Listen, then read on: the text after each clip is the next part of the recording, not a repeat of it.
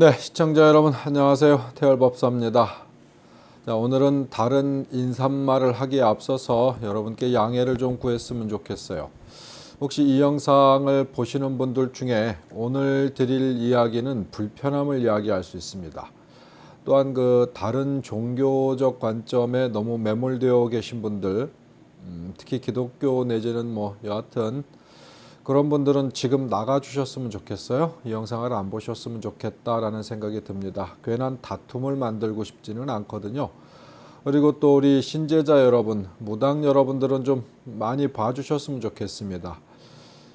주변에 오늘 혹시 이 영상을 보시는 분들 중에 저에게 어떤 다툼을 요구하는 어떤 이런 상황들이 벌어질 수도 있겠지만은 그렇다 하더라도 다른 신제자분들, 우리 그 무당 분들, 우리 무속업에 종사하시는 분들께는 좀 알려주셨으면 좋겠어요. 제가 오늘 이 영상을 통해서 여러분들께 다른 제가 지금 틈틈이 이 천기누설 허튼 소리 그리고 무당 일기 등을 통해 가지고 틈틈이 여러분들께 이렇게 좀 나눴던 이야기들의 종합판이 되지 않을까 싶어요. 그러면서 조금 더 다른 팩트를 전해드리려 합니다. 왜 이야기에 앞서 가지고 이런 좀 다른 때와는 다른 설명을 하느냐 그러면 여러분들이 개념적으로 이해를 못 하실 수도 있고 또 개념적인 이해는 한다 하더라도 자기가 가지고 있는 관점이나 철학 혹은 어떤 종교적 신념 때문에 좀 많은 불편함이 있을 수도 있기 때문에 여러분께 미리 양해를 구하는 거예요. 또한 그 제 다른 영상을 충분히 좀 이게 시청하지 않으신 분들이라고 하면 이해하기 어려우실 수도 있고요. 여하튼 오늘의 영상은 다른 때도 물론 마찬가지지만은요. 오늘 제가 이 말씀을 드릴 때는 가급적이면 체계를 안 갖추려 노력할 겁니다. 특별한 체계가 있지도 않지만 웬만큼 체계를 갖춰서는 여러분께 또 다른 불편함을 만들 수 있는 어떤 그런 상황도 되리라 생각합니다. 다른 곳에서 이런 유사한 이야기 논의를 좀 했었어요. 물론 이 종교계에 계신 분들, 스님도 계셨고 목사님, 신부님도 계셨고 일반인 분들도 있고 저희 같은 또 천신 제자분들도 있는 곳에서 이런 형태의 논의를 조금 했었었는데요. 아주 적지 않은 문제가 발생을 했었습니다. 나중에는 정말 아주 큰 소리로 다툼까지 가는 상황들도 있었는데요. 공부를 조금 하신 분들 내지는 가슴을 좀 열고 들으시는 분들이라면 충분히 이해하실 수 있으리라 생각합니다. 오늘의 제목 자체가 천지신명, 이 진짜 정체를 바로 알고 경배하라 이런 제목이었잖아요. 또 지난번 영상에 제가 귀신 기타 등등한 어떤 이런 존재들에 대해서 오늘 좀 풀어놓는다라고 말씀드렸어요. 실질적으로 오늘 이 영상은 과거에 제가 초창기에 만들어놨던 이 태월법사의 이 천기누설 허튼 소리쯤에 들어가야 할 영상입니다만은 그때도 제가 뭔가를 풀어내면서 여러분들이 너무 듣기 어려운 이야기가 될 것 같아서 빼놓고 간 이야기들이 상당히 많습니다. 또 중간중간에 제가 풀어나가면서도 이 말을 던져야 되나 말아야 되나 하면서 빼놓고 간 이야기도 좀 있어요. 오늘 종합적으로 여러분께 말씀드릴 것이고 오늘 이 영상이 끝나고 나면 여러분들이 신에 대한 정체를 대략적으로 이렇게 각기 나름대로 갖고 계시는 사유체계 어떤 생각 사상 속에서 정립이 되지 않을까라는 생각을 해봅니다. 자, 다시 한번 말씀드리지만요. 보편적 통상적 상황들을 구경하시기 위해서 아니면 그런 얘기를 듣고 싶어서 지금 이 영상을 시청하신다고 하면은 그다지 여러분께 도움이 되지 않을 거라 생각합니다. 마음을 열고 편안하게 받아들이신다면은 여러분들이 어떤 영상 말미쯤에 방향을 좀 잡지 않을까라는 생각해 봅니다. 자, 신의 정체 제가 지난 시간에 언젠진 정확하게 기억이 나지 않아요. 지난 시간에 24절기를 이용하라 또 어떤 초하루 보름을 이용하라 이런 이야기를 좀 많이 드렸었죠. 그러면서 제가 여러분께 드렸던 얘기가 이 우주 또 별에 대한 이야기, 행성과 항성에 대한 이야기, 중력과 인력에 대한 이야기를 드린 것들을 좀 상기하셨으면 좋겠고요. 과거에 제가 신의 정체를 이야기하면서 신의 정체, 신의 등급이 있다. 그리고 무당이 모시는 신은 이렇다. 이런 이야기를 할 때 제가 여러분께 공명과 소통이라는 이야기를 했었고요. 이 세상은 파장과 같다. 이런 이야기를 드렸었습니다. 또 다른 영상에 이야기 드렸을 때 눈에 보이는 물질적인 사물도 원자의 운동이고 이 원자가 어떻게 뭉쳐지느냐에 따라서 살도 됐다가 뭐 눈, 머리, 뼈 혹은 피, 뭐 종이도 됐다가 이런 옷도 됐다가 나무도 됐다가 돌도 됐다가 그런다는 말씀 드렸었습니다. 우주에 제일 많은 게 탄소 성분이라고 하죠. 물론 다른 성분들도 굉장히 많습니다. 어떤 이 원자, 뭐 코코라고 해도 되죠. 뭐 원자, 전자 어떻게 불러도 가장 이 미시 세계의 가장 작은 존재들은 똑같이 생겼어요. 여러분 눈에 보이는 모든 물질들, 이 물질로 형성되어 있는 모든 것들은 똑같이 생겼습니다. 똑같이 생긴 게 어떻게 뭉쳐지느냐에 따라서 생명체도 되고 비생명체도 되죠. 이 신의 세계라고 이야기를 하면서 왜 현상적인 얘기를 하느냐? 원리가 같기 때문입니다. 그 대신 이 원자라고 하는 것들이 어떻게 뭉쳐져서 무엇이 되느냐라는 메커니즘은 지금 그 누구도 밝혀내지를 못하고 있죠. 현상적인 세계에서도 그 원자가 어떻게 뭉쳐져서 원자 주위에 전자가 돈다라는 건 과학적으로 많이들 알고 있습니다만 전자가 어떻게 돌고 있는지라는 부분에 있어서는 거의 모든 사람들이 답을 못 내놓고 있어요. 제가 아마 예전에 다른 시간에 양자물리학에 대해서 이야기했었을 거예요. 신의 세계를 들여다보기 위해서는 양자물리학을 공부하면 여러분들이 신의 세계를 좀 들여다볼 수 있을 것이다. 양자물리학에서 양자점프라고 하는 것이 있더란 말이죠. 이 원자와 전자가 점프를 한다. 점프를 하면서 어떤 것은 빛을 내기도 하고 빛을 흡수하기도 한다. 빛을 낼 때는 우리가 눈으로 볼 수 있는 사물들이 되지만 빛을 흡수할 때는 우리는 아무것도 볼 수 없다. 우리가 세상을 보는 것은 스펙트럼을 통해서 보듯이 이 세상의 어떤 빛깔로 구분할 수 있는 것들은 한정적이다. 그러나 다른 것들을 우리가 인간의 눈으로 확인할 수 없는 것들, 그런 빛깔들이 세상엔 존재한다. 빛이라는 것 자체도 파동이며 어떤 이 빛의 충돌에 의해서 만들어진다. 자, 신에 대한 정체를 여러분들이 정확하게 구분하시려면요, 최소한의 어떤 기본적인 우주 상식 혹은 어떤 이 천문학, 과학 상식, 아주 기초적인 상식은 알고 있어야 여러분들이 알아듣기 좋습니다. 물론 현대인들은 기본은 모두 공부했죠. 하지만 공부라고 하는 데 있어서 문제가 있어요. 자기 사고적 주관이 너무 뚜렷했었을 때는 다른 사람의 이야기를 제대로 받아들이려 하지 않거든요. 자, 제가 신의 정체를 이야기하면서 좀 장황하게 말을 하고 있어요. 근데 이 이야기가 충실히 전달이 되어야 향후 여러분들이 제가 하는 이야기에 대해서 최소한 공감 내지는 공감이 되지 않았었을 때는 어떠한 형태로도 정확한 반론을 할 수 있기 때문이죠. 하지만 제가 반론은 그다지 요구하지 않습니다. 반론 안 받고 싶습니다. 너무 머리 아프고 다툼이 힘들거든요. 자, 이 세상의 물질이라고 하는 것 자체가 설명이 되어야만 비물질에 대한 설명이 되고 현상적인 세상이 설명이 되어야만 비현상적인 어떤 이승세계가 아닌 어떤 다른 차원의 세계가 이야기가 되기 때문인데요. 현상적인 세계에서 여러분들이 바라보고 있는 모든 사물은 원자의 덩어리다라고 말씀드렸습니다. 그 원자가 어떻게 분해되어서 어떻게 다시 합쳐지느냐에 따라서 굉장히 많은 것들로 변화한다라고 말씀드렸죠. 아까 탄소에 대한 이야기도요. 우리가 예를 들어서 살이 됐든 뼈이 됐든 이 천이 됐든 안경테가 됐든 안경유리가 됐든 탄소가 어떻게 얼마만큼의 성분이 어떻게 합쳐지느냐에 따라서 굉장히 많은 다름을 나타낸다. 물론 탄소뿐만이 아니죠. 하지만 탄소가 가장 중요한 역할을 하기 때문에 말씀드린 거고요. 이 뭉쳐진다라고 하는 데 있어서 그 메커니즘은 밝혀지지 않았다. 누구도 모른다라고 말씀드렸잖아요. 신의 세계에서도 그런 부분들이 있어요. 하지만 여러분들이 어떻게 해서 합쳐지는지는 모르지만 그렇게 변화해서 지금 현재 어떤 이런 사물, 눈에 보이는 현상적인 사물들을 만들어낸다는 건 대부분 다 알고 있습니다. 과학에 대해서, 물리학에 대해서 어떤 형태든 조금 공부해 보신 분이라면 이 세상의 사물은 모두가 원자의 뭉침이다. 하지만 어떻게 뭉치는지 모른다. 신의 세계를 그렇게 이해해 주시면 대단히 고맙겠습니다. 하지만 원리는 있죠. 신의 세계의 원리는 그 시대적 사유체계이며 가장 큰 것은 인간의 염이에요. 인간의 염, 생각은 곧 정보를 의미하기도 하고요.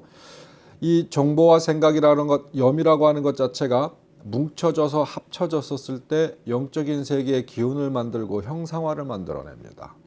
인간은 보고 싶은 것을 보게 되고 인간은 본인이 생각할 수 있는 많은 사람들이 생각할 수 있는 한도 내에서의 어떤 영적인 세계에 힘을 쓰는 어떤 이 사물 체계를 만들어내거든요.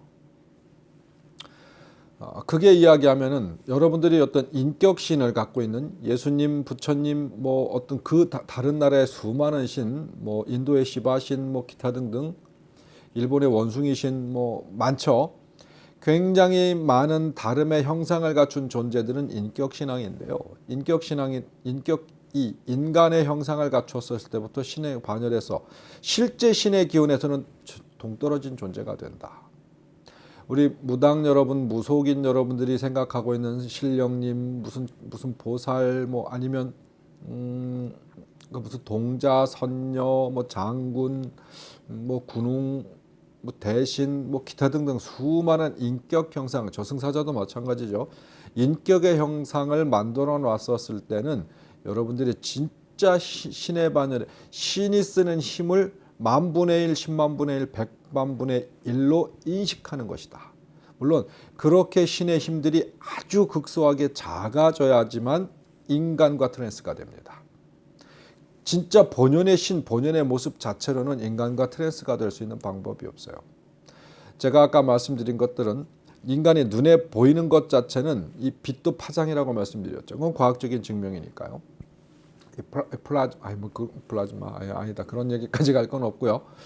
자, 우리 소리 또한 마찬가지죠. 아주 흔하게 알고 있는 것이 지구가 어마어마한 속도로 자전을 하고 있습니다. 어마어마한 속도로 돌고 있는데 우리가 자동차로 200km, 300km만 달렸을 때 창문을 열어놓으면요. 옆 사람과 대화가 전혀 들리지 않을 정도의 어마어마한 소음이 들립니다. 하지만 지구는 그거보다 어마어마하게 빠르게 돌고 있지만 여러분들은 전혀 소음을 듣지 못하고 있어요. 여러분들이 더 빠르게 지구가 자전하는 것보다 더 빠르게 태양 주위를 공전하고 있지만 그 어마어마한 속도 속에서 여러분들은 아무것도 못 느끼고 아무것도 듣지 못하고 있죠. 초음파라고 하는 건 인간의 귀에는 들리지 않습니다. 하지만 초음파를 듣는 아주 특수한 동물들이 있죠. 돌고래라든가 아니면 그 뭐 박쥐라든가 초음파로 소통을 하는 어떤 이런 이 생명체들도 있습니다.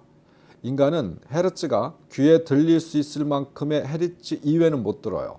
낮거나 높았었을 때는 전혀 아무런 지장을 가져가지 않죠. 시각도 마찬가지지만 인간이 갖고 있는 이 오감도 마찬가지고요. 신을 느끼는 감각도 마찬가지입니다. 원체 본연의 힘 자체는 어마어마한 크기, 우주 전체를 감싼다라고 하면 도저히 상상할 수 없을 만한 크기죠. 그 크기가 미세하기는 원자나 전자보다 쿼크라고 하는 것보다 훨씬 더 미세한 어떤 미세한 덩어리, 우주 덩어리, 에너지 덩어리, 신 자체를 그렇게 표현해 봅니다. 태열법사의 생각입니다. 자, 그럼 이제 구체적인 이야기를 좀 하죠. 그럼 인간에게 우리 이 신의 세계 천신 공부를 하신 분들이나 혹시 지금 이 영상을 보시는 분들 중에 마음 공부하시고 수련, 이 심신 수련을 하시는 분들, 특히나 명상 공부하시는 분들은 이 우주, 우리가 알고 있는 지구 바깥을 상당히 많이 자주 여행을 다니십니다. 그래서 그분들은 100% 공감할 수 있는 얘기예요. 지금 요 얘기만큼은 우주, 지구 안에 지구 밖의 우주를 상당히 많이 여행을 다니시죠. 저도 아주 기초적인 그 경험을 해봤었습니다만 마음 공부가 제 전공이 아니다 보니까 전 무당이잖아요. 그러다 보니까 기본밖에 알질 못해요. 하지만 더 많은 마음 공부하시고 심신의 수련을 하신 분들은 이 우주 밖을 구경해요. 물론 여기서 구경이라고 하는 것 자체는 여러분들이 허블 망원경이나 어떤 인공위성을 통해서 보는 우주를 얘기하는 게 아니에요. 현상적인 우주가 아니라 이 영적인 우주를 이야기하는 겁니다. 우주는 에너지 덩어리예요. 별과 별, 위성과 위성, 인공위성을 얘기하는 게 아니에요. 이 우주 자체는 수많은 에너지 덩어리들인데 그 에너지 덩어리 사이를 여행하는 겁니다. 그때는 인간이 유체이탈을 하죠. 유체이탈을 해서 같은 에너지 덩어리로서 이 지구 대기권 밖을 나가는 거예요. 에너지이기 때문에 밖에 나가서 그 에너지와 소통을 할 수가 있거든요. 에너지와 에너지가 만나는 장면들이 연출이 되는 거예요. 근데 동서양 사람들, 과거나 현대 사람들이 만나는 에너지 덩어리 자체의 어떤 형상적 모습이 달라요. 그것은 사유체계 속에 있다. 그가 어떠한 사유체계를 가지고 있고 어느 정도의 학습 정도를 갖고 있느냐에 따라서 만나는 에너지에 보이는 모습 자체가 그리고 어떤 교류하는 모습, 소통하고 공명하는 어떤 상황들이 달라질 수 있다. 자, 그러면 신의 정체를 어떻게 이해하면 좋으냐? 그럼 여러분들의 신의 정체는 이 우주, 지금 지구를 포함하고 있는 어떤 이 우리 은하 이외의 밖의 은하, 수많은 어마어마하게 셀 수 없는 은하를 전체를 아주 일목요연하게 그리고 어떤 이 법규나 제도와 같이 그것을 우주 전체를 순항시키는 그런 에너지, 힘이다. 이게 바로 이 신이다. 신이라고 하는 것 자체는 인간이 자꾸 제가 거듭 이야기합니다만 인간의 사유체계 속에서 인간의 형상을 만들려 할 때 억만 분의 100억만 불, 천억만 분의 1도 안 되는 어떤 그런 에너지 형태로 인간들은 느낀다. 해서 동물 모습이든 인간의 모습이든 그들 사회 속의 사유체계 속에 어떤 그런 모습으로 형상화된다. 그럼 진짜 신의 모습이 아니고 개미가 정말 큰 코끼리의 발 앞모습을 보고 그게 신의 모습이다라고 생각하는 것과 같다. 그럼 실제 모습은 그와 전혀 다른 어마어마한 어떤 이 다른 형태의 모습을 가지고 있다. 하지만 느낄 뿐이지 그 존재 자체를 명확하게 들여다본다라고 하는 것 자체는 우매하다. 제가 오늘 신의 모습, 신의 정체 알고 경배하라라고 말씀드리는 이유는요. 이렇게 이해하셔야 될 것 같아요. 실질적으로 그럼 신의 정체를 아무리 알면 어땠을 거예요. 신의 정체를 여러분들이 명확하게 알았다 쳐도 나와 어떤 이 쓰임새를 갖지 못한다면은 전혀 이야기할 만한 이유가 없는 거거든요. 그렇죠? 잠깐만요. 네, 갑자기 재채기가 나와가지고 영상을 잠시 끊었습니다. 자, 그러면 이제 신의 정체, 그러면 이 신을 이렇게 일단 여러분들과 제가 이해하는 부분에서 공통점을 하나 갖자고요. 이건 제가 여러분께 요구하는 겁니다. 우주 자체를 지구라고 보자고요. 우주 자체를 지구라고 보면 지구 안에 진짜 지구는 이 지구 안에 존재하는 모래알 수만큼의 어떤 이 우주가 또 밖에 우주에는 존재하죠. 그러면 이 지구 속에 존재하는 모래알 중 하나를 지구라고 생각하자고요. 실제로 그보다 더 작다고 그래요. 지구에 존재하는 모래알이 어마어마하겠죠. 근데 그 모래알 중 하나가 지구이고 지구 자체를 우주라고 본다면은 그 우주의 그만한 크기, 그만한 모습의 신을 여러분들이 인지하는 건 불가능합니다. 또 저 또한 마찬가지죠. 나는 알고 있느냐라고 물으면 신의 모습이 아니라 신의 정체를 알고 있다. 그래서 여러분한테 그 신의 정체를 말하려 하는 것이고 모습은 저도 그냥 인지만 할 뿐이다. 과학자들이 이야기하죠. 우주에는 어마어마한 아인슈타인도 풀지 못한 것이 암흑물질이에요. 물론 어떠한 형태의 힘은 작용하는데 그 힘에 대해서 논리적으로 뭔가 얘기할 수 없으니까 깜깜하다, 어둡다라는 얘기를 중복해서 암흑물질이라는 표현을 썼는데요. 그 암흑물질이 요즘 밝혀진다, 어떤 무슨 이 코크의 충돌 실험인가요? 뭔가 이런 걸 하고 있는 걸로 알아요. 하지만 그런다 하더라도 수백 년 내에 이 우주를 모두 파악해서 신의 정체를 확인하는 건 불가능할 거라고 생각합니다. 물론 아주 오랜 시간이 흐른다면은 조금 더 명확하게 정체를 확인할 수 있을지 몰라도 모습은 못 보겠죠. 자, 왜 제가 우주를 지구만하게 축소시키고 그 안에 모래알 하나를 지구라고 생각하자라고 말씀을 드렸냐면 우리가 지금부터 알아야 될 신의 정체는요. 그 아주 진짜 100억 분의 100억 분의 1 거기 나누기 100억분의 1 정도. 제가 수학적 용어를 몰라서 정말 작은 힘 정도가 발현되는 모습을 우리가 인지할 수 있다. 그래서 그 인지를 가지고 여러분께 이야기하려고 하는 거예요. 자, 다시 한번 중복해서 말씀드립니다. 이건 필요하기 때문에 말씀드리는데요. 여러분들이 머릿속에 상상하시는 어떤 인격신앙 혹은 형체를 갖춘 어떤 이런 신의 모습은 정말 천억분의 1, 뭐 천억 만분의 1도 안 되는 신의 힘, 이걸 인간의 사유체계 속에서 형상화를 한 것이다.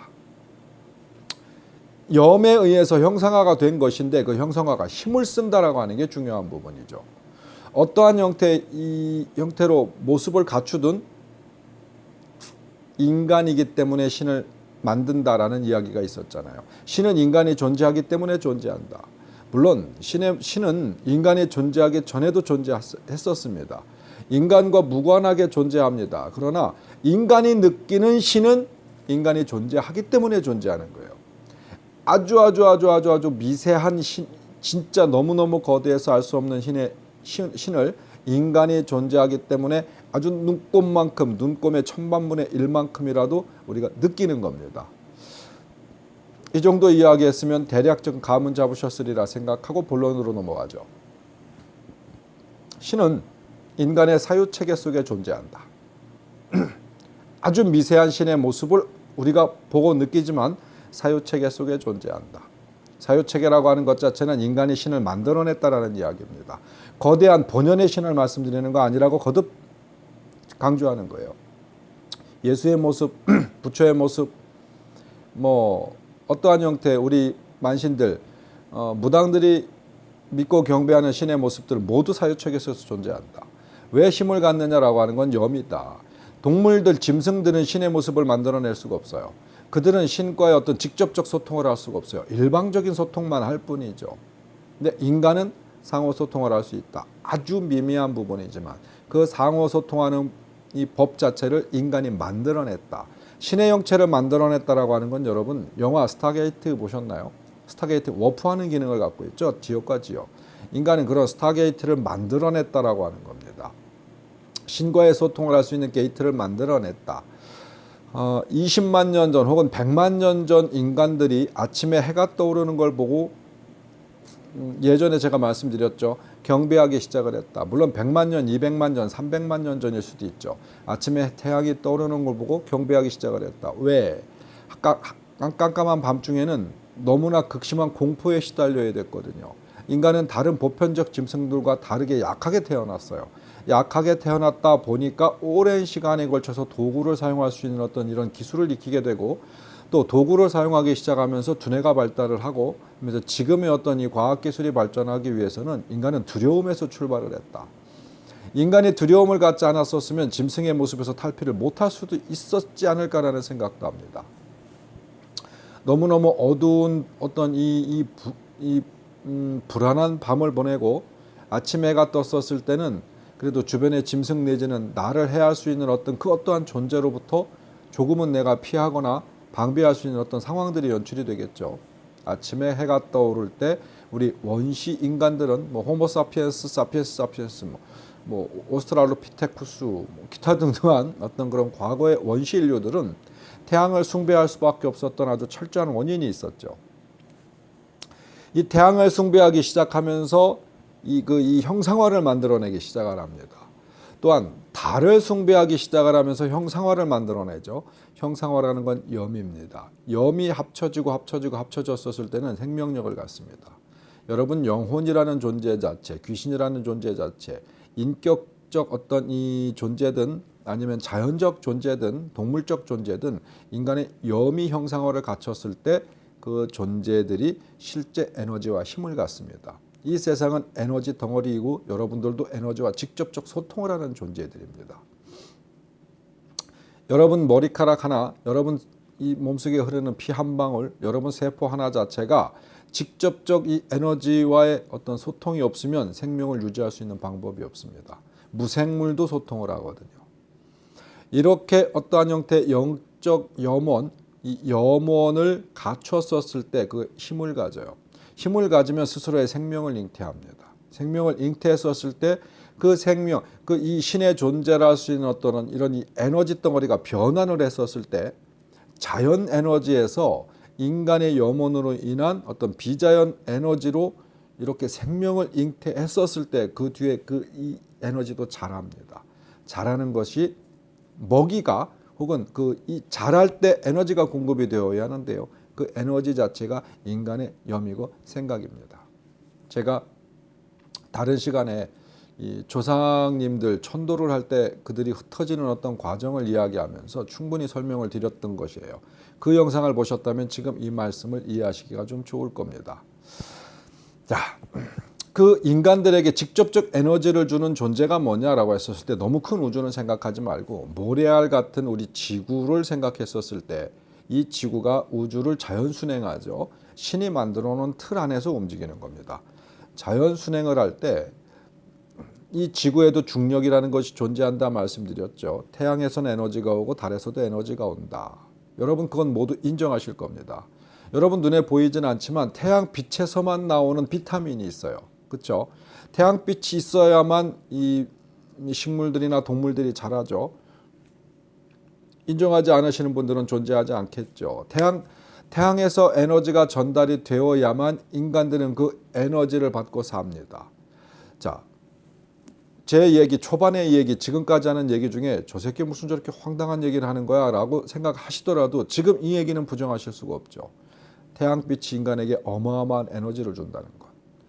이 태양을 받지 않고 살았었을 때 인간에게는 비타민 중에 부족한 면들이 생긴다. 약이나 음식으로 도저히 해결이 안 되는 비타민이 있다. 모두 다 알고 계시죠.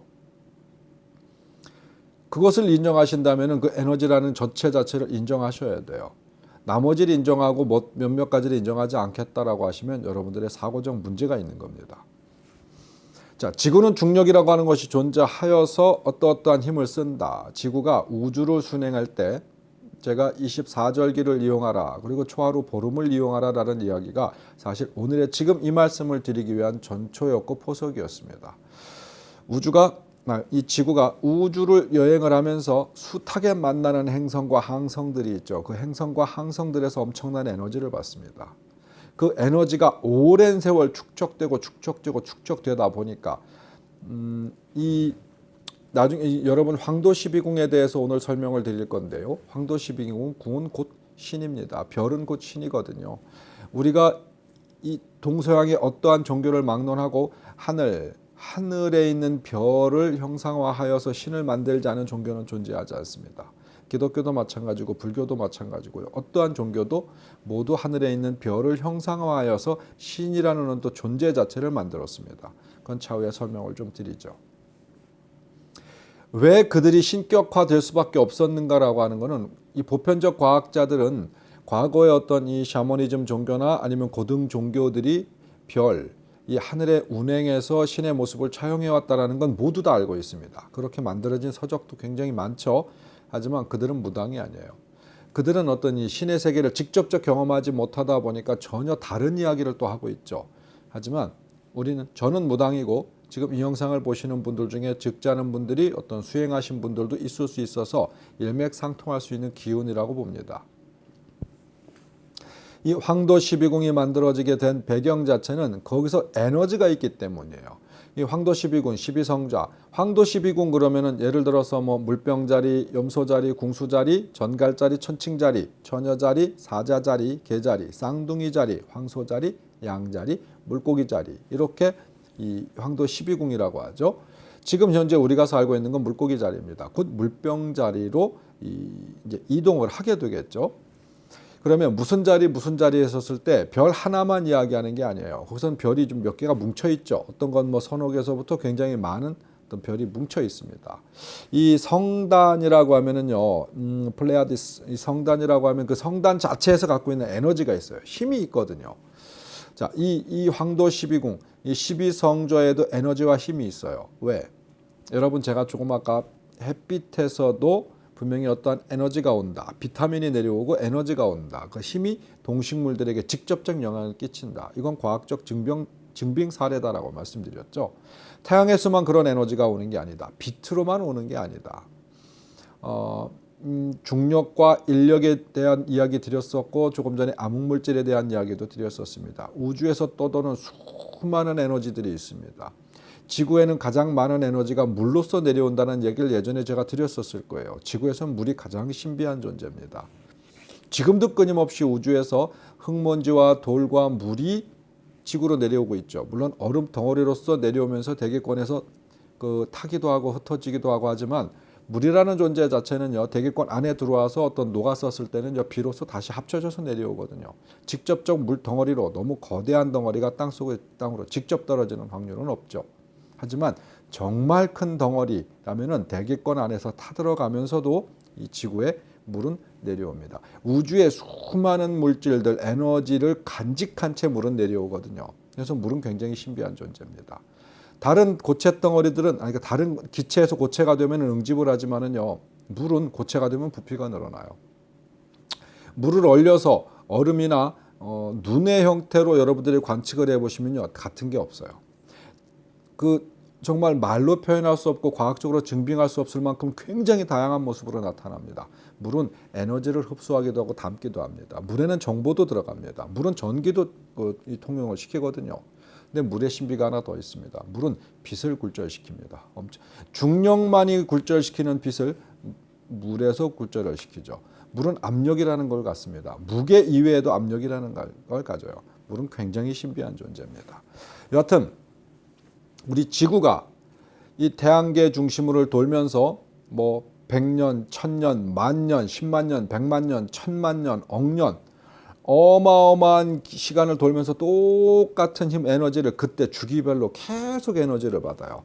어느 자리를 갔었을 때 어느 에너지, 어느 자리를 갔었을 때 어느 에너지를 계속 받다 보니까 그 에너지가 어느 언젠가부터 주기표가 됐어요. 그 수만 년 이렇게 사이클이 돌죠. 우리가 지구가 황도 12궁을 다 도는데 26,000년 정도 걸립니다. 이걸 우주 1년이라고 하죠. 여러분, 우리 1년은 12달입니다. 12달. 그것도 웃기죠. 1년 12달에 한 달. 근데 우주 주기도 12주기예요. 왜? 12궁, 12성좌, 12주기. 인간의 1년 주기도 12주기입니다. 우리가 봄, 여름, 가을, 겨울 자라나는 동식물들이 다르고 겨울에만 피는 꽃이 있고 겨울에만 뭔가 있고 여름에만 뭔가 있고 봄에 피는 뭔가가 있고 가을에 피는 뭔가가 있죠. 우리가 동물들조차도 봄, 여름, 가을, 겨울 24계절 중에 특정한 계절에만 이 새끼나 어떤 알을 낳는 어떤 그러한 동물들도 있고요. 특정한 계절에만 씨앗을 뿌리는 초목들이 있죠. 우주 전체가 그렇습니다. 이 우주도 우주에 봄, 여름, 가을, 겨울이 있고요. 우주에 1월부터 12월 달이 있어요. 그게 황도 12궁입니다. 특정한 자리를 갔었을 때만 특정한 에너지를 받아요. 그게 워낙 오랜 시간 집중되다 보니까 거기서 사이클을 갖는 거예요. 그래서 그때가 되어야 어떠한 일이 발생하고 그때가 되어야 무엇이 열매가 맺히고 그때가 되어야 무엇이 어떻게 변화되는 굉장히 긴 시간 동안 이 에너지가 그때 생겼던 에너지가 거대한 우주 안에서 생명체를 갖는 거예요. 생명을 갖는 거예요. 그게 인간들에게 직접적인 영향을 끼칩니다. 샤먼들은 우리 무당의 대선조인 대샤먼들은 그 어마어마한 우주 주기를 알고 있었기 때문에 그것에 대한 자료를 남기는 것이죠. 자, 황도 12궁에 대한 이야기를 잠깐 드렸습니다. 우리는 지금 이 물고기 자리에 있습니다. 우리 바로 전 자리가 양 자리였죠. 그리고 우리 앞에 자리는 물병 자리입니다. 그때마다 이 우주 현상, 우리 지구가 겪어야 되는 우주 현상이 달라요. 왜? 에너지가 다르기 때문이죠. 우리가 이 마음 수련하시고 단을 수련하시거나 어떤 이 정신 수련하시는 분들은 차크라에 대해서 굉장히 많이 잘 알고 계실 겁니다. 인간은 7개로 나눠서 차크라, 그러니까 7차크라, 인간에게 어떤 이 우주적 기운을 받고 단을 형성하는 걸 7개로 나누죠. 그래서 이게 7차크라라고 하는데요. 이 7차크라라고 하는 것 자체가 차크라가 목화, 토, 금, 수 이 5개의 별과 태양과 달이에요. 그건 모두 알고 계시죠? 많은 분들이 학습하셨기 때문에 해와 달과 5개의 별이 합쳐져서 7차크라를 만들었다. 자, 하물며 태양은 태양 나름대로의 어떤 존재 자체가 그 존재 자체의 어떤 이 기능이 있고 달도 달 나름대로의 존재 자체의 기능이 있다. 태양이 어느 날 갑자기 한 1년 동안 어떻게 사라졌다 온다고 하면은 지구는 모든 것들이 거의 멸종될 거예요. 빛이 없어서가 아니죠. 지금 인간은 말이죠. 빛이 없어도 당분간 견딜 수 있을 만한 과학기술이 있어요. 전기라는 걸 돌려서 가짜 빛을 만들어낼 수도 있죠. 하지만 태양에서 주는 진짜 에너지를 못 받잖아요. 에너지를 못 받았었을 때 잘못될 확률이 많죠. 인간들이 지하에서 오래 생활하거나 태양을 안 보는 생활을 오랫동안 한다고 하면요. 인간은 변화합니다. 이 영도 변화하지만 체질적으로 변화해요. 실제로 지구에는 그런 동물들이 있죠. 태양빛을 안 받고 사는 동물들이 있습니다. 그 동물들 그렇다고 태양이 없었을 때도 존재할 수 있느냐? 그건 아니죠. 태양이 없었을 때는 우주적 기운을 못 받으니까 존재할 수가 없죠. 연쇄적으로 이 세상은 모두 박살이 날 거예요. 하지만 인공적으로 태양을 만든다 해서 태양이 주는 에너지까지 만들지는 못하죠. 해서 문제가 발생을 하죠. 우리 과학자들이 우주 천문 과학자들은 그걸 모두 인정을 하고 있잖아요. 자, 가까이는 태양과 달이지만 조금 멀리 떨어졌을 때는 그 5개의 행성, 그걸 우리는 뭐라고 그래요? 음양 오행이라고 하죠. 음양은 태양과 달이에요. 대비하면은 오행 그러면은 아까 말씀드렸던 목화 토금 수 이 5개의 어떤 이 별입니다. 별이 우리 인간들에게 가장 직접적인 영향을 끼친다고 하는 거죠. 예를 들어서 인간 몸에 꼭 필요한 어떤 영양소 몇 가지를 골라라 그러면은 뭐 대략 영양소 몇 가지가 있겠죠. 하지만 정말 미세하지만 가끔씩이라도 정말 조금씩이라도 주입되어야 하는 어떤 그런 영양소가 있다라고 아까 말씀드렸던 어떤 태양에서 오는 어떤 그런 비타민 같은 거겠죠. 이게 우주를 순행할 때 우리 인간들은 그 기운을 받습니다. 그 기운을 받아야만 생명을 유지할 수 있거든요. 자, 이제 영적인 존재를 하자고요. 얘기하자고요. 영적인 존재와 똑같습니다. 그런 우주적 기운이 차원을 달리했었을 때 우리 인간이 살고 있는 건 지금 4차원이라고 얘기하죠. 어떤 사람들은 인간은 3차원에 살고 있고 4차원은 왜 우리 누구한테 쟤는 4차원이야 뭐 이렇게 얘기하잖아요. 근데 그가 4차원에 살고 있는 게 아니라 우리 인간은 4차원에 살고 있다. 1차원 평면, 2차원 뭐 평면 직선, 곡선 뭐 상하 뭐 이 위아래 이렇게 시간이라는 차원을 더하면 그게 4차원이다. 자, 근데 그 이외의 차원이 있는데 이 차원을 몇 차원이라 명명하지 못하겠습니다. 제가 만든 차원도 아니고요. 그 차원에 대해서 여러분께 깊이 설명을 드릴 수가 없기 때문에 그냥 신의 세계 정도로만 이야기하자고요. 그 차원에는 우주의 기운 덩어리다. 우리 인간이 엑스레이 내지는 뭐 이 플라즈마 형태로 세상을 바라본다고 하면 우리 왜 가끔 보면 영화나 이런 데 보면 인간의 체온을 이렇게 확인하는 안경이 있잖아요. 뭐 전투할 때 야간에 쓰는 안경 같은 걸 이렇게 만원경이든 안경을 쓰면 야간에 인간의 모습이나 사물의 모습이 많이 보이죠. 어떤 그런 형태로 세상 이 에너지는 그런 형태로 보여진다. 그건 에너지와 에너지의 교통이 그렇게 보인다라고 했었을 때, 자 이제 깊이 있는 얘기를 좀 해보자고요. 인간에게 직접적인 영향을 끼치는 건 그 이 12성좌다. 12성좌가 아주 거대하게 에너지를 끼친다. 아주 가까이 에너지를 끼치는 건 태양과 달이고 그 5개의 행성이다. 여러분 아마 5개의 행성, 목화토금수라고 했었을 때 직접적으로 여러분들이 이해를 잘 못하시는 경우들이 있어요. 하지만 아주 고대는 동서양을 막느라고 알고 있었죠. 여러분 흔히 생각하는 우리 천사 그러면은 아주 예쁘장한 어린아이 모습 내지는 어떤 여성의 모습, 요즘은 남성적 모습들도 많이 나옵니다. 영화나 TV 같은 데서. 하지만 실제 성별이나 나이는 같지 않죠. 하지만 그들이 공통적으로 갖고 나타나는 게 있어요. 날개라고 하는 것 자체는 날기 위한 어떤 뭐 하늘 세계의 뭐 소통을 이야기하다 보니까 상징적이죠. 하지만 여러분이 흔히 알고 있는 우리 어린아이들이 학예회 할 때 부모님들이 찾아갔었을 때 우리 아이가 누군가가 천사의 역할을 맡았다 그러면 꼭 하는 게 있어요.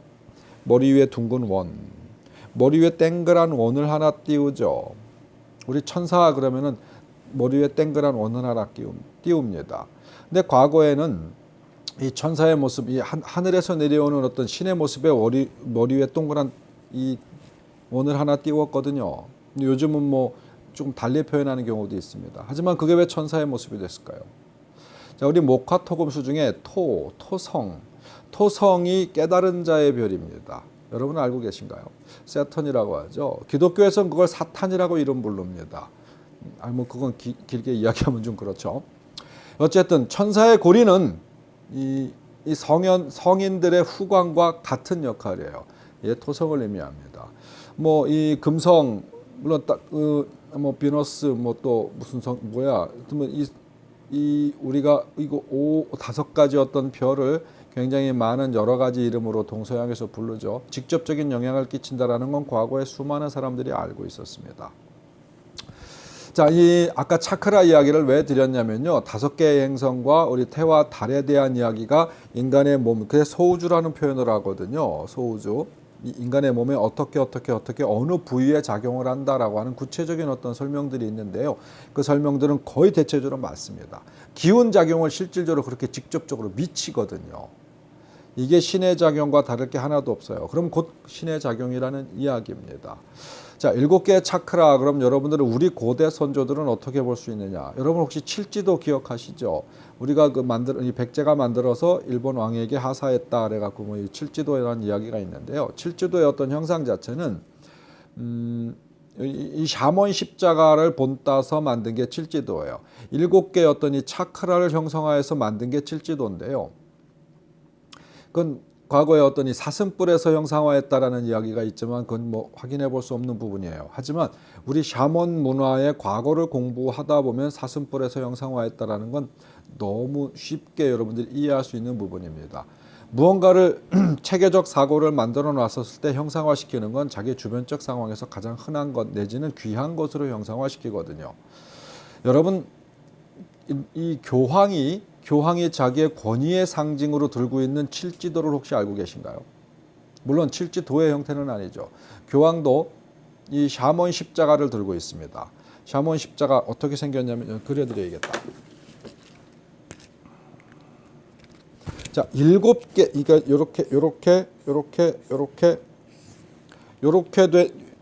요렇게 무슨 안테나처럼 된 걸 들고 있는 모습들을 사진을 많이 볼 겁니다. 여러분 교황 사진을 좀 인터넷에서 찾아보시면요, 이렇게 생긴 걸 이렇게 손잡이로 이렇게 들고 있어요. 얼마 전에 보니까 교회 목사님이신지 뭐 이런 분이 이 천주교의 어떤 이 샤먼 문화에 대해서 아주 심각하게 비평을 해놓으셨더라고요. 천주교에는 정말 많은 샤먼 문화들이 꽉 들어차 있어요. 근데 뭐 굳이 비평할 입장이 아닌데 기독교도 이 교황이 하는 행위에 대해서, 이 천주교에서 하는 행위에 대해서 과거에 무당들이 하던 행위를 너무 많이 갖다 그대로 썼다라고 많이들 다투더라고요. 기독교 마찬가지였습니다. 7세기인가요? 7세기였나요? 그 전까지만 해도요, 기독교에서도 이 동양의 샤먼들이 하던 똑같은 행동들을 했었어요. 그들도 앉아가지고 좌선을 했었고요. 이렇게 편안히 앉아서 좌선하는 모습들은 우리 문화잖아요. 그리고 뭐 불교 문화라고 하죠. 하지만 그들도 했었습니다. 그건 역사적 증빙 자료가 그대로 살아있죠. 기독교 문화에선 제사 지내는 문화고 이게 7세기 전에는 다 있었어요. 그들도 조상에게 경배했고요. 실제로 굉장히 많은 부분에 오늘 이 얘기는 직접적인 사안 아니니까 다음번에 하도록 하겠습니다. 여하튼 사유체계 속에서 신은 인간이 만들어내는데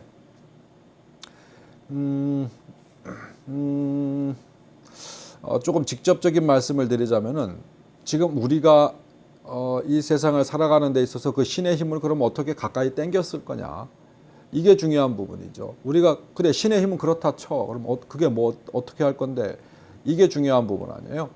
여러분 제가 신의 정체를 알고 경배하라라고 이야기한 얘기는요, 경배를 했었을 때 내가 받는 게 있어야 돼요. 그냥 받는 거 없이 경배만 할 것 같으면 노예나 다름없죠. 하지만 인간은 노예로서 존재하는 게 아닙니다. 신의 힘을 알아야 하기 때문에 장황하게 설명을 드렸고요.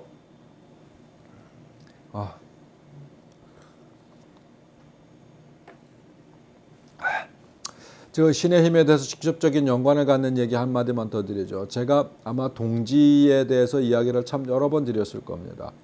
다른 24절기도 중요하고 그중에 봄, 여름, 겨울, 우주적 봄, 여름, 겨울도 중요하고 지구의 봄, 여름, 가을, 겨울도 중요하다. 이렇게 4개. 입춘, 하지, 그다음에 추분. 춘분, 하지, 추분. 이게 헷갈린다. 동지. 이 4개가 굉장히 중요하다. 그 중에 동지가 인간들에겐 가장 중요하다라는 이야기 드렸을 거예요. 그리고 이 행성의 직렬 현상 내지는 크로스 현상이 있었을 때 지구에는 어마어마한 어떤 재앙과 같은 어마어마한 일들이 일어났었다. 과거의 역사적 대사건들도 보면 직렬 현상 내지는 어떤 이 크로스 현상이, 그랜드 크로스, 성경에 이야기하는 거대한 십자가 현상이 지구를 중심으로 일어났었을 때 이 지구엔 정말 기후 변화서부터 해가지고 어떤 역사적 어떤 이 굉장히 많은 변화들이 있었다라는 말씀드렸었을 겁니다. 자, 그 영향에 대해서 한마디 더 드리자면요. 동지라고 하는 것을 왜 제가 그렇게 중요하게 여기느냐. 그럼 여러분들이 우주적 힘을 가장 쉽게 이해할 수 있는 게 바로 동짓날이기 때문에 그래요. 그것도 동짓날에 다른 데서 다 관측할 수 있는 건 아니죠. 제가 지난 시간에 말씀드렸습니다. 기독교에서 666 악마의 숫자라고 얘기했던 것이 근거가 전혀 없다. 666이라는 게 왜 악마의 숫자냐? 그러면 이 지구가 66.6도, 지구 북위 66.6도에 샤먼들의 성지가 있고 샤먼들은 거기가 태생이었다. 그리고 거기서 우주적 기운을 가장 강하게 받을 수 있는 지역이었다. 거기가 북방이다라는 얘기를 드렸었습니다. 거기가 66.6도다. 그래서 악마의 숫자가 되었다. 왜? 거기에 가면은 대샤먼들이 거기에 살고 있었거든요. 그리고 샤먼의 기운이 굉장히 강했거든요. 거기서 술록이 나오고 크리스마스, 이러니까, 네, 미안해요. 그런 얘기까지 갈 건 아니고요. 자, 동지 때 왜 그걸 확인할 수 있느냐라고 하면은요. 동지 때가 되면은 매년 동짓날, 그때가 과거에 아주 오랜 옛날 사람들은 달력도 없었고 시간도 없었고 시계도 없었고 뭣도 없었어요. 근데 왜 어떻게 동지인지를 알았느냐라고 하면은요. 그게 바로 이 행성의 직렬 현상이 일어나는데 모카토금수가 아니에요. 우주별에 대한 직렬 현상이 그때 일어납니다. 지구를 중심으로 해갖고 어떻게 일어나느냐 그럼 바로 앞에 이 오리온 별이 있고요. 그 뒤에 시리우스 별이 있고 그 뒤에 태양이 서요. 이해하시나요? 우리가 봤었을 때 오리온, 시리우스, 태양 이렇게 직렬 현상이 일어납니다. 일어나니까 인간들이 이 지구에 살고 있었던 사람들이 그걸 보고 이때가 동지다라고 하는 걸 알았던 거예요. 그럼 그거 직렬 현상로 일어나는 게 끝이 아니죠. 북위 66도에는 무엇이 일어난다고 그랬어요? 태양이 사라진다고 말씀드렸죠. 그게 동지다. 태양이 대략 3일 동안 사라졌다가 25일 날 떠오른다. 그게 이 기독교로 넘어가서 그게 어떤 예수의 부활과 동일시되었다. 예수가 3일 후에 죽임을 당하고 3일 후에 부활하죠. 이게 이 태양의 부활 축제에서 비롯되었다라는 이야기를 과거에 그랬었다라는 이야기 다른 영상에서 충분히 설명을 드렸어요. 오늘은 개략적으로 말만 드리는 거예요. 이 우주를 순행하는 지구가 어느 별, 어느 성단 주변을 지날 때마다 거기서 아주 특별한 기운을 받아요. 특별한 기운을 받았었을 때 인간들에게는 굉장히 큰 엄청난 어떤 이런 기운씀이 달라진다. 이 북극성, 자, 아까 12성자 말씀을 드렸잖아요. 12성자는 그럼 지구가 12성자를 도느냐? 아니죠. 지구가 12성자를 돌 것 같으면 매년 태양계를 돌고 있는데 그럼 1년에 한 번씩이어야지 왜 26,000년에 한 번이냐라고 그러면 북극성의 위치예요. 북극성은 그렇게 대단히 빛나는 별이 아닙니다. 보편적인 사람들이 북극성을 찾아봐요. 그리고 하늘에 가서 아무리 뒤져봐도 북극성을 못 찾아요. 왜? 북극성은 그렇게 빛나는 별이 아니거든요. 근데 왜 북극성 신앙이 그렇게 모든 종교에서 북극성 신앙이 이렇게 팽배해졌느냐? 여러분들이 다 알고 계시는 부분이에요. 북극성은 움직이지 않는 별이다. 그래서 이 북극성은 항성이다. 북극성 주변으로 모든 별들이 움직이고 지구도 움직이고 태양도 움직인다. 그래서 북극성을 중심별로 두었다. 우주의 중심이다라는 옛날에 어떤 이 과거 사람들의 어떤 사유체계 생각이었죠. 움직이지 않는 별일 뿐이지 이 움직이지 않는 별을 찾기가 굉장히 어려워요. 그래서 북두칠성 신앙이 생겼습니다. 북두칠성 신앙이 왜 생겼느냐면 북극성을 거쳐가기 위해서 북극성을 찾기 위해서는 북두칠성을 찾았어야 돼요. 북두칠성은 국자 모양이기 때문에 여러분 모두 다 알고 계시죠. 그래서 북두칠성을 찾았을 때 북극성을 찾을 수 있어요. 북극성의 위치. 그래서 북두칠성은 거쳐가는, 그래서 인간의 영혼이 머무르고 뭔가 어떠한 행위들이 일어나는 어떤 그러한 현상으로 인간들은 그렇게 받아들였어요. 실제적으로 어떤 이 기운 받음이 그런 부분을 증명할 수 있는 상황들이 있습니다. 북극성은요, 북두칠성, 국자 끝, 이 국자 대롱이죠. 국자 물건을 국을 담는 통이 아니라 대롱 끝에서부터 카시오페아, 우리가 언더우드 별이라고 이야기하죠. W, 카시오페아, 북두칠성과 카시오페아 사이에 북극성이 있어요. 그 사이에 이렇게 직각으로 있는 건 아니죠. 살짝 사선으로 이렇게 만나는 지점쯤에 북극성이 있습니다. 이 북극성이 이 북극성은 가만히 있지만은 이 별자리들이 이동을 해요. 별자리들이 이동을 해서 한 바퀴 다시 원래로 돌아오는데 26,000년이 걸린다라는 거예요. 실제 정확하게 따지면 26,000년이 아니라 25,920년인가 뭐 요 정도 걸려요. 우리가 성전라고 하죠. 지금은 저희가 그 물고기 자리라고 말씀드렸어요. 다음 자리가 물병 자리가 된다고 했는데 한 자리 한 자리 한 자리 넘어가는데 걸리는 시간이 대략 2160년이에요. 2160년 정도 해서 12개를 모두 돌면은 한 26,000년 가까이가 되는 거예요. 그게 우주의 1년이라고 하거든요. 어떻게 설명을 드려야 여러분들한테 조금 더 편안한 말씀을 드릴까? 여러분들이 이 인간의 삶을 다했을 때, 인간의 죽음을 맞이할 때 사람들은 뭐라 그래요? 황천을 건넌다, 요단강 건넌다, 혹은 뭐 어떤 형태로 이 강을 건넌다라는 표현을 굉장히 많이 하죠. 동서양을 모두 통틀어서 그렇습니다. 죽었었을 때는 어떠한 죽음의 강을 건넌다라는 표현을 많이 하는데요. 이 강을 건넌다라는 그 강은 은하수를 이야기하죠. 동서양의 모두가 동일합니다. 은하수라고 하는 것 자체는 하늘에 떠 있는 성단이잖아요. 성단인데 왜 물을 표현을 하느냐? 동양에서만 물을 표현하는 게 아니에요. 서양에서도 은하수는 물을 표현합니다. 밀키웨이라고 하죠. 밀키웨이. 우유의 강. 왜 물에 대한 표현이 있었느냐? 다음 시간에 그건 제가 말씀드리기로 하고요. 인간은 말이죠. 동서양을 막느라고 이집트에서도 사람이 죽으면 그 피라미드 안에 배를 함께 묻어요. 왜? 죽음의 강을 배를 타고 건너라고 하거든요. 동양에서도 마찬가지입니다. 한국 같은 경우에도 상여가 어떤 형태로 되어 있죠? 상여는 원래는 배의 모습이에요. 해서 불교에서 뭔가 재래의식을 할 때 용선, 물론 우리 그 무당들도 재래의식을 할 때 배의 모양을 만들거든요. 이걸 죽은 자의 영혼을 싣고 가는 배라고 표현을 해요. 상여는 그래서 배의 모습입니다. 꽃상여도 배의 모습이에요. 이 조금씩 변화하면서 뭐 네모 반듯해지고 무슨 가마 형태로 지금 바뀌긴 했는데요. 실제 모습은 배의 형상입니다. 배의 가마를 얹은 듯한 모습이죠. 이 은하수라고 하는 것도 인간들에겐 굉장히 큰 의미를 가져요. 실제로 은하수에서 오는 에너지가 있거든요. 우리가 죽은 사람들은 은하수를 건너서 다음 세상, 다른 세계, 우리가 원래 에너지 형태로 존재했던 세계로 간다라고 하는 어떤 이 의식이 있었습니다. 은하수를 건너가야 하는데 은하수를 건너갈 때 뭘 타고 가느냐? 무지개를 타고 가죠. 그건 동서양이 모두 공통입니다. 무지개를 타고 갑니다. 그래서 무당들은 7색깔 혹은 5방 색깔 옷을 입는데 이 오방 색깔 옷을 입는 것은 무지개를 의미하는 거거든요. 무지개를 의미한다라고 하는 건 어떤 의미를 갖냐면 신과의 소통을 하기 위해서는 교신할 수 있는 어떤 이 수단과 방법이 있어야 되는데 무지개를 형상한 거예요. 그래서 무당들은 5색의 옷을 입고 오방기를 들고 오색의 천으로 여러 가지 어떤 이 행위들을 하거든요.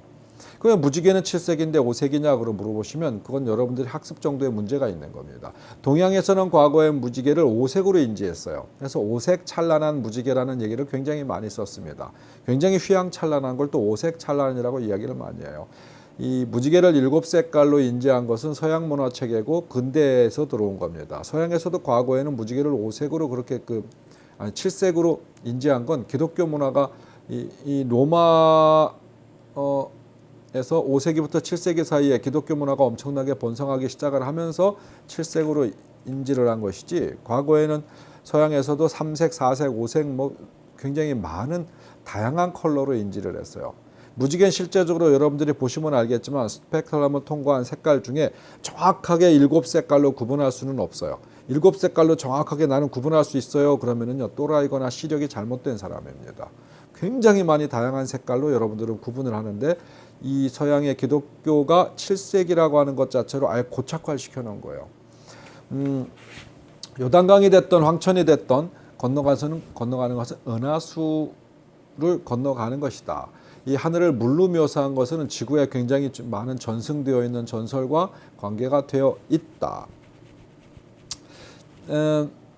지금 이거 우리가 살고 있는 시대는 물고기 시대라고 그랬잖아요. 그러다 보니까 종교는 굉장히 많은 부분에서 사유 체계 속에 그 시대적 사유 체계 속에 그 신의 형상을 그렇게 담아놨어요. 왜 신의 형상을 그렇게 담았느냐? 그러면 여러분 아마 우리 그러니까 교회 다니시는 분들은 아실 겁니다. 예수를 물고기 형태로 굉장히 많이 묘사합니다. 상징성이죠. 상징을 물고기 모양을 이렇게 그려놓고 지저스 이런 것도 많고요. 불교에서도 그렇습니다. 불교에서도 물고기 문양을 굉장히 많이 쓰고 있거든요. 근데 우리가 살고 있는 어떤 이 황도 12궁 우리가 현재 속해져 있는 데가 물고기좌이기 때문에 그렇습니다. 왜 이 말씀을 다시 한번 드리느냐면요. 예수라는 인물 자체도 마찬가지예요. 혹시 우리 지금 영상을 보시는 분 중에 기독교인이 계시면은요, 불편하셔도 좀 참으시던가 아니면 채널을 좀 나가주셨으면 좋겠어요. 예수는 확실한 무당이었어요. 무당 중에 아주 대무당이었습니다. 그건 역사적 증빙 자료도 적지 않게 있어요. 기독교인들은 예수를 잘못 판단하고 있고 예수에 대한 믿음을 잘못 가고 있다고 저는 확신할 수 있어요. 예수는 무당이었습니다.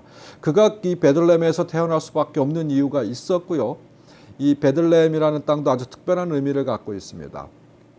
또한 예수가 태어났었을 때는 이 동방박사 3명이 가서 축하해 줬다고 그러잖아요. 동방박사는 무당이에요. 무당들이 그가 태어나는 상황들을 알고 있었어요. 어떻게 알고 있었느냐 하면 우리 샤머니즘 축제, 우리 샤머니즘 어떤 이 문화체계 속에 그때 사람이 태어나게끔 만드는 어떤 문화 축제가 있었어요. 쉽게 얘기하면 섹스 파티죠. 섹스 파티를 했어요. 실제로 어떤 이 세상을 다스릴 만한 왕이 될 만한 자가 어느 시기에 어느 태어나게끔 일부러 그때 당시 섹스 파티를 합니다. 해서 아이를 태어나게 만드는 어떤 그런 문화가 있었어요. 아마 우리 고대 문명을 공부하신 분들은 제가 더 이상 설명드리지 않아도 이해하실 거고 공부 안 하신 분들은 저 새끼 무슨 소리 하는 거야 하실 수도 있는데 지금 이 시간에 더 설명은 못 드리겠어요. 하여튼 그때 당시에 그렇게 예수가 잉태가 된 걸 지켜보고 있었던 자들이 있었다. 바로 대무당들이죠. 대무당들이 이 전 세계 다른 곳에서도 굉장히 같은 시기에 굉장히 많은 사람들이 태어나게 돼요.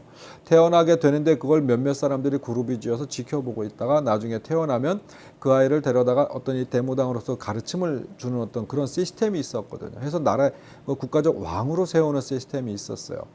그건 깊이 말씀을 드릴 수는 없고요. 여하튼 예수는 그렇게 해서 태어났습니다. 물론 아버지 없이 처녀가 아이를 낳았다고 제가 다른 시간에는 말씀드렸었죠. 물고기 자리 우리가 그때 당시 황도 12궁이 물고기 자리였었지만은 물고기 자리라는 건 태양 뒤에 항상 숨겨져 있기 때문에 확인할 수가 없다. 그럼 우리 인간이 볼 수 있는 건 반대편 별자리다. 태양 뒤에 있는 걸 볼 수가 없다 보니까 반대편 별자리를 보게 되면 반대편 별자리가 처녀 자리였다. 그래서 그때 당시 대략 2500년 전부터 근대까지 태어나는 어떤 문화적 영웅 혹은 세계적 영웅, 과거의 시대의 영웅들은 거의 대부분 아버지라는 존재 자체가 없거나 미미하다. 전설과 전승되는 이야기 속에 아주 공통적으로 다 들어가 있는 거예요. 아버지라는 존재가 없거나 아니면 있어도 아주 미미합니다. 어머니라는 존재 자체는 상당히 부각이 돼요. 자, 그것은 어떤 이 사회적 체계 속에 만들어진 이야기입니다. 어쨌든 예수라는 이 사람이 탄생을 했었을 때 동방박사가 가서 그가 어떤 이 세계 영도자가 될 수 있는 자가 맞는지 기질을 테스트합니다. 테스트했었을 때 충분히 그럴 수 있을 만한 자가 맞다라고 해서 예수가 10여 세가 될 때까지 주변에서 굉장히 많은 사람들이 음으로 양으로 예수를 도우며 가르쳐요. 하지만 성경에서는 그런 부분들이 있어서 많은 부분들을 숨겨놓고 있죠. 굉장히 많은 자들이 가르칩니다. 16세가 되었을 때 예수가 갑자기 증발을 하죠. 성경에서는 그냥 사라졌다, 아무런 기록도 없다라고 이야기하지만 실제로 그건 기록을 그들이 없앤 거예요. 그때 무당들이 데리고 가죠. 웬만큼 성장했었을 때 데리고 가서 대샤먼으로서의 어떤 이 천문학서부터 우주적 지혜, 지리를 가르쳐요. 가르쳐서 충분히 가르침을 웬만큼 익혔다라고 했었을 때 세상에 내보냅니다. 그때 예수가 다시 이 세상에 등장을 하는 어떤 그런 시기가 되죠. 정말 큰 무당이었고 어마어마한 힘을 쓰는 자가 맞아요. 그렇기 때문에 굉장히 짧은 시간 내에 그 무당들의 샤먼들의 어떤 어마어마한 지식들을 모두 배워서 이 세상에 나오게 됩니다. 자, 이 얘기 좀 하면은 많은 사람들이 저 무슨 또라이 같은 소리를 하고 있어 하실 수도 있어요. 하지만 저한테 그렇게 말씀하시지 말고 여러분이 직접 공부하시기 바랍니다.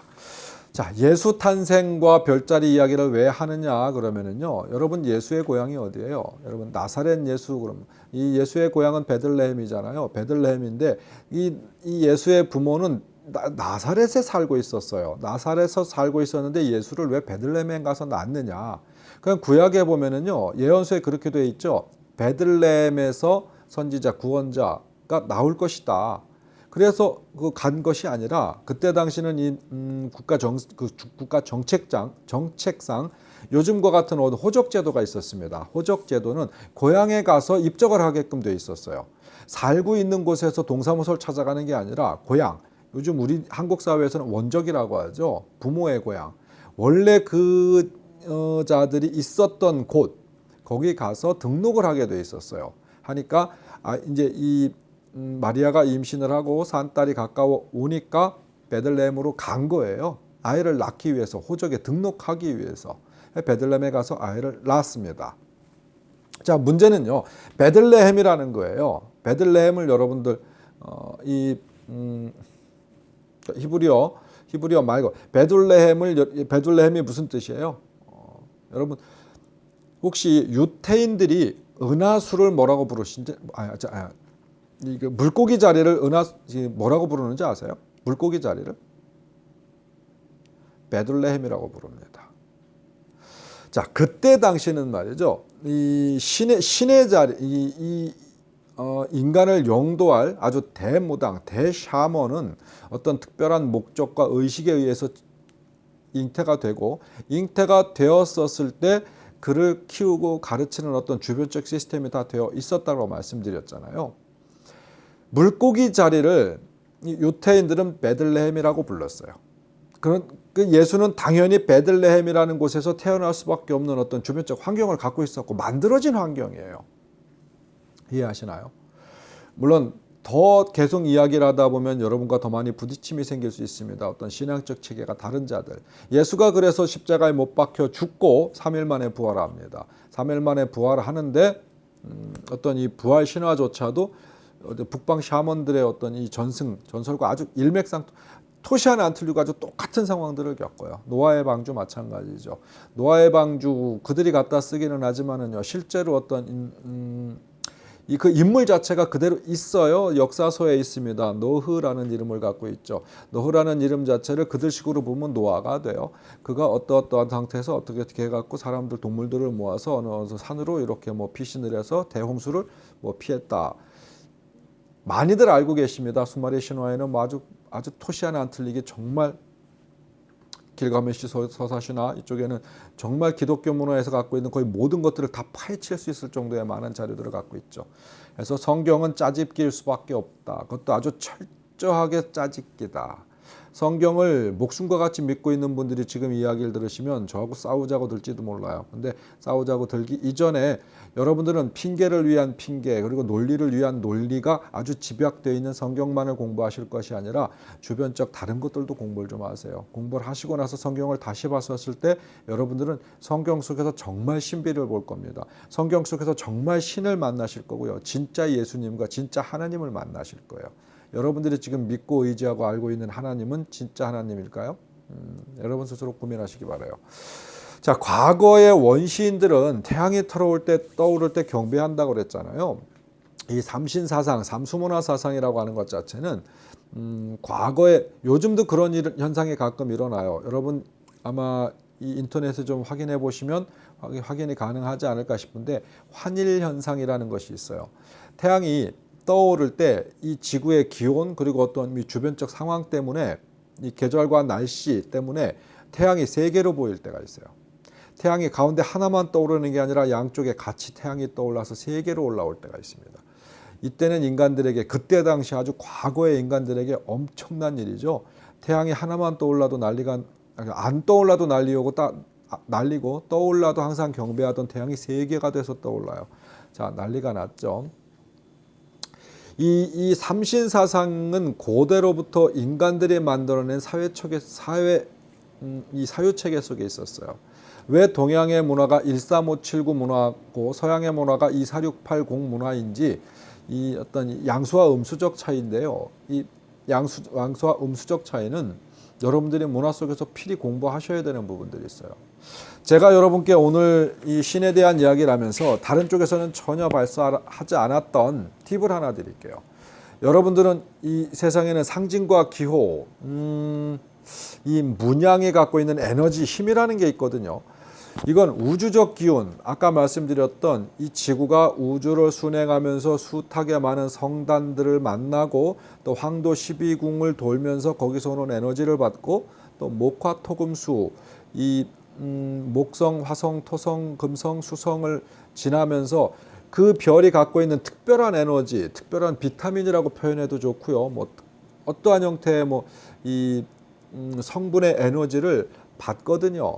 근데 그 받는 것 자체가 그 별이 어떠한 물질로 이루어졌느냐. 예를 들어서 물이 굉장히 많은 물질이냐 아니면 금속이 많은 물질이냐 뭐가 많은 물질이냐에 따라서 거기서 오는 에너지가 달라요. 또 크기, 중력과 인력은 비례한다고 말씀드렸어요. 크기가 다르기 때문에 굉장히 많은 에너지들이 달라요. 그 다른 에너지가 지구에게 꾸준히 영향을 미치다 보니까 그게 어떤 생명을 잉태시키고 생명을 자라나게 하는데 특별한 영향을 끼친다.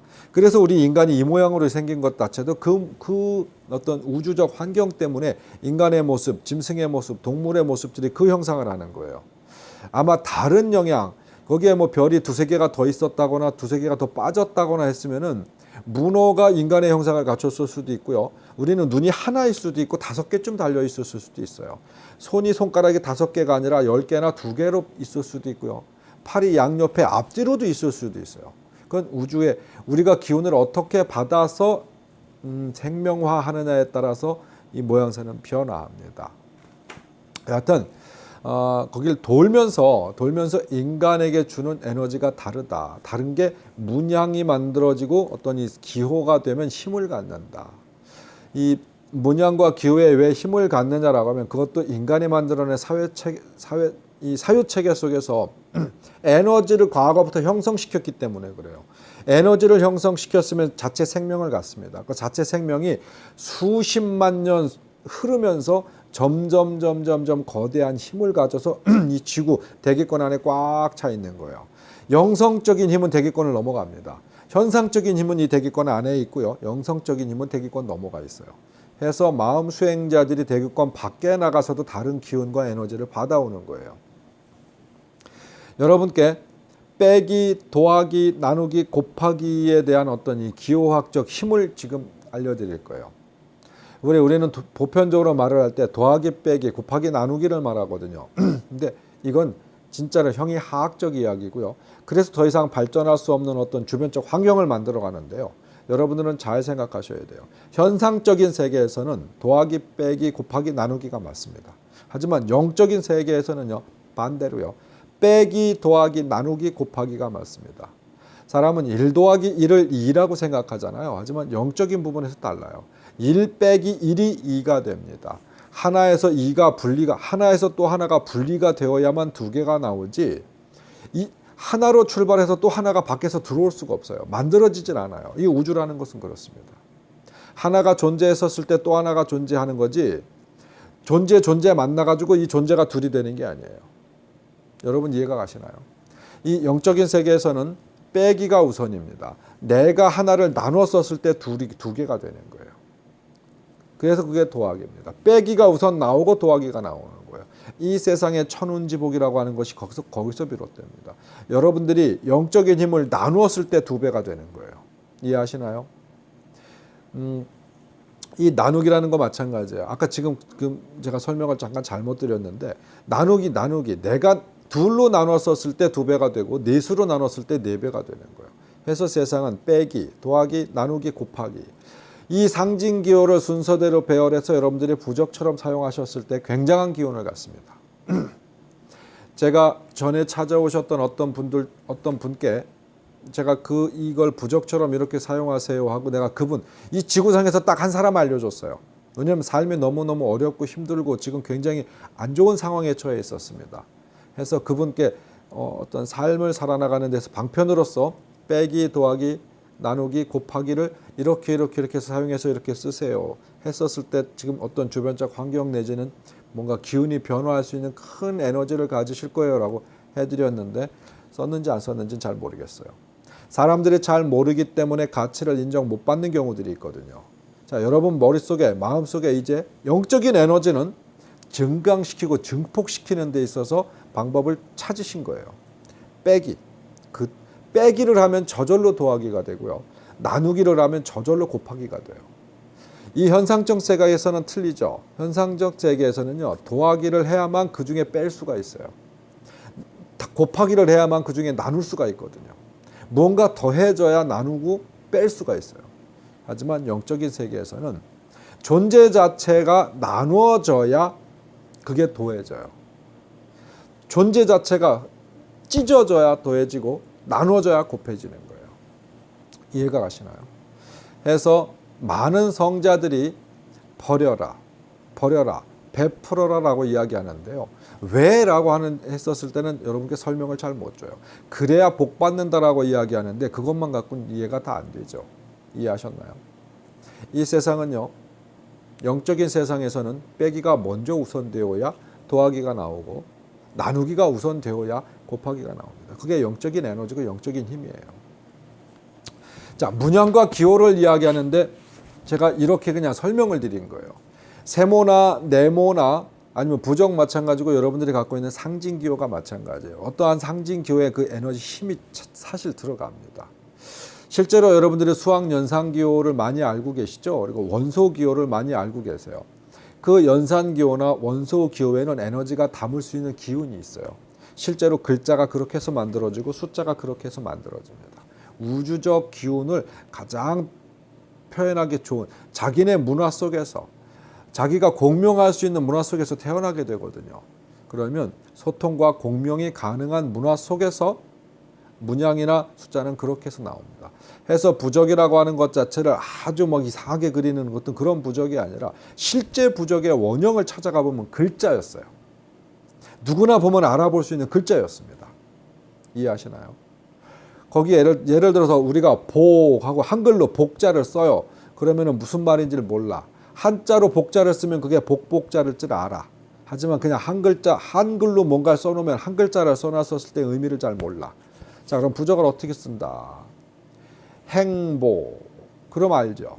누군가에게 여러분들이 축의금을 낸다거나 조의금을 낼 때 거기다 뭐라고 써요? 축 혹은 조의, 삼가 뭐를 표합니다. 이렇게 쓰죠. 자, 그게 바로 부적이에요. 알고 계셨나요? 그들에게 그 기운을 보태주는 거예요. 축해요 해갖고 거기다 돈 5만 원, 10만 원씩 갖고 누군가를 주죠. 여러분은 그 기운을 보태주신 거예요. 이해하시나요? 그게 부적입니다. 과거의 부적의 출발은 그렇게 시작된 거예요. 혹은 나를 상징하는 문양이었어요. 제가 아까 말씀드렸죠. 문양이나 기호나 뜻이나 의미다. 예를 들어서 도장이 거기서 나온 것이고 부적도 그와 유사하다라는 걸 과거에 제가 다른 영상에서 설명을 드렸었죠. 나를 나타내는 특별한 문양이 있다 그러면 그 글씨 쓰기 불편하잖아요. 과거에는 펜이라든가 뭔가 붓이라든가 아주 오래전 과거에는 뭔가를 이렇게 쓰고 적고 하기가 불편했을 때가 있어요. 그러면은 가장 쉬운 게 뭔가 물감이나 뭘 묻혀서 나를 상징하는 걸 그냥 갖다 꼭 찍어주는 거예요. 그럴 때 나만이 쓸 수 있고 나만의 상징이기 때문에 상대방이 그걸 받았을 때 아, 이거 태을법사가 보냈구나. 이거 누가 보냈구나라는 걸 알아요. 어떤 명령 체계 속에서도 내가 누구에게 명령을 내릴 때 나의 신분을 나타내기 위해서 뭔가 기호를 찍어서 줬던 것이거든요. 그게 나중에 어떤 정도의 힘을 발휘하는 상황들이 됐었을 땐 부적처럼 사용을 합니다. 어떻게?